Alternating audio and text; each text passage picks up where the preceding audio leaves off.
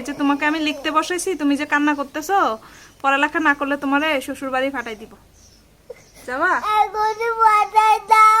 এখনই শ্বশুর বাড়ি ফাটাই দিতাম, বিয়ে দিয়ে দিব কিন্তু, এখনই দিয়ে দিতাম।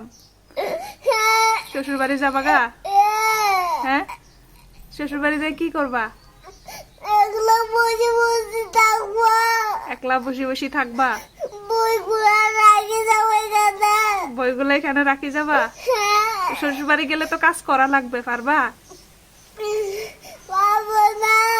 পারবা না? তাহলে তো ওরাও ওখান থেকে ওখানেও থাকতে দিবে না, তাহলে কি করবা? একটা লাঠি নিজে কারে মারবা? শ্বশুরকে মারবা? আচ্ছা, লাঠি নিয়ে যাই, শ্বশুরকে মারা লাগবে না, তুমি এইখানেই থাকবা, কিন্তু তুমি পড়ালেখা করবা। হ্যাঁ, পড়ালেখা করবা না? করবা না? হ্যাঁ, শুধু রাগ দেখায় তো পড়ালেখা করবা না? পড়ালেখা করবা না? তোমাকে আমি লিখতে বলছি, তুমি লিখবা না? হ্যাঁ, লিখলে তো তুমি বড় হইতে পারবা, তুমি অনেক কিছু বুঝবা।